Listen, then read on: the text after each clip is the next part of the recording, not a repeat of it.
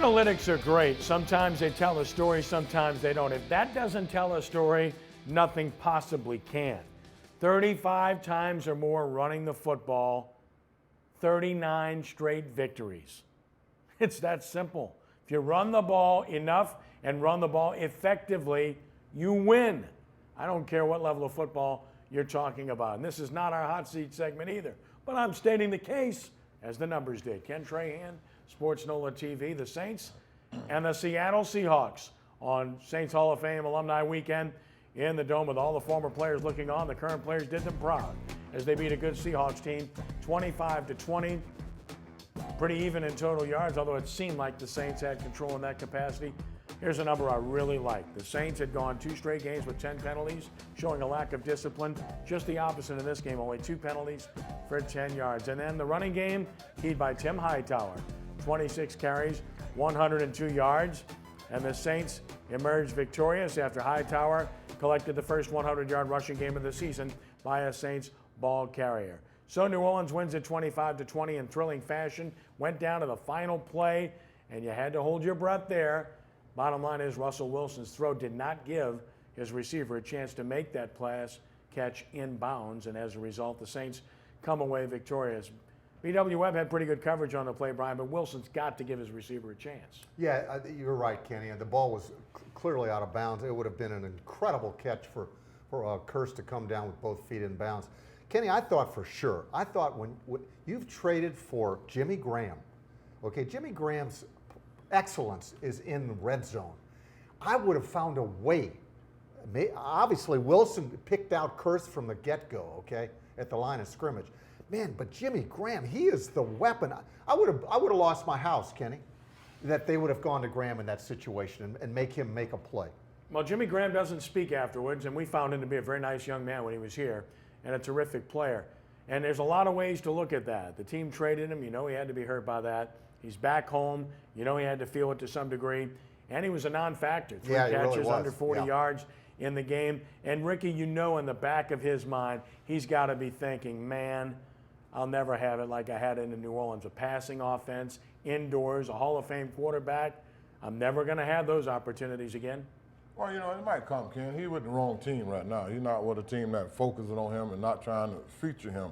So I think he with the wrong team. You can see yesterday, they really didn't target him at all that much.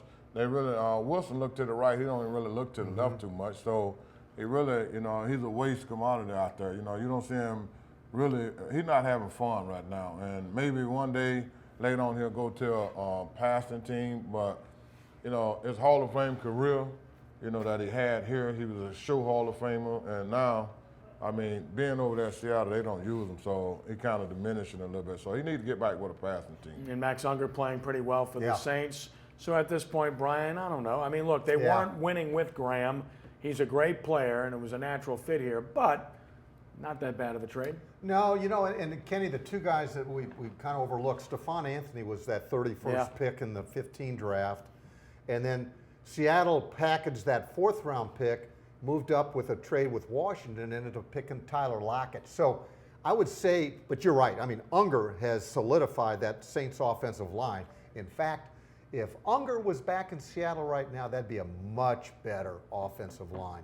And that's a position, I wouldn't be surprised if they don't try to upgrade that position before tomorrow's trade deadline, Kenny. Seattle's offensive line is not good, Ricky, and their running backs are not very good. Well, you know what? I don't know what happened, but you can tell Coach Pete done let the team slip a little bit on the offensive line, and they need to take care of that. They got a pretty good team still, a good nucleus there, but the offensive line hurting them, and the secondary banged up real bad. That's hurting them too a lot. Rick, you know, and Kenny, I really kind of learned more about the Seattle team than I did about the Saints. I thought the Saints defense, and we'll get it, Saints defense was par excellence, the expression that Kenny uses. But the Seattle team, it told me a little bit more about that team, and I picked that team to go to the Super Bowl. I don't know. I don't know. They've got problems, especially on offense. Well, I picked Carolina, so what do I know? but I'll tell you what, Kenny. Watch Carolina. Don't give up. They looked like it yesterday. They give up on it. They looked like it yesterday. It's Brandon Wheaton throwing for especially considering the NFC hasn't looked all that good. We're going to talk about that in the next segment. Well, when it comes to looking at how the Saints were efficient offensively against the Seahawks, take a look at the drive chart. because the New Orleans Saints, against this defense, scored on their last 6 possessions. I don't care if Chancellor and Bennett are injured.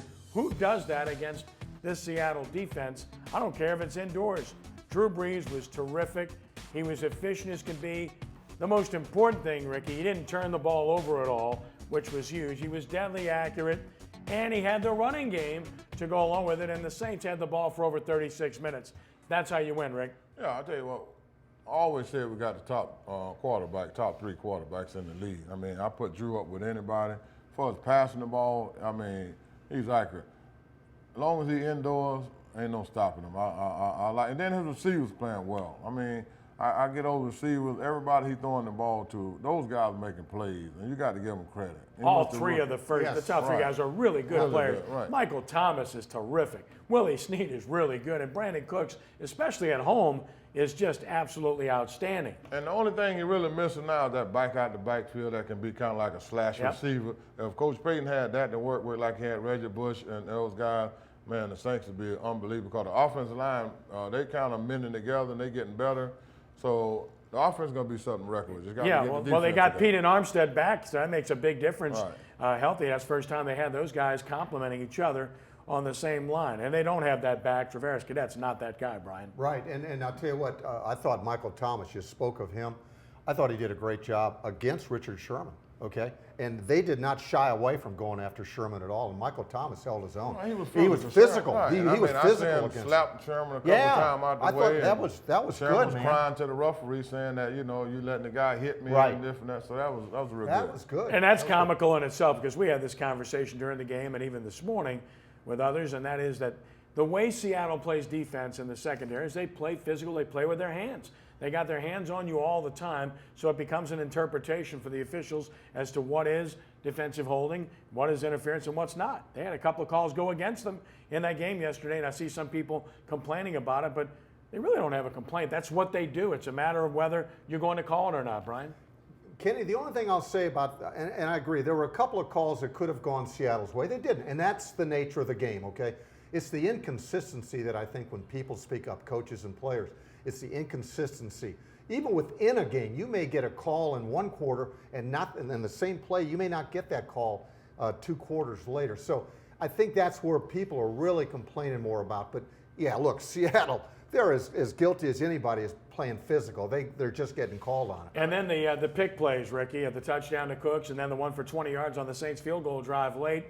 Could those be called? I guess they could be. It's a matter of interpretation. Yep. Yeah, and the referees missed that call. And, But the thing about it is the first thing they're going to say, I missed it. So it happened last week, so I thought the referee would be ready for it this week because the same thing happened last week on the pick play on the goal line. Mm-hmm. So I was looking for them to be ready for that, but they never did adjust to it. You kind of make them have to call it, Brian. You say if you're an offensive schemer, you say, let's run it, try not to make it look too obvious.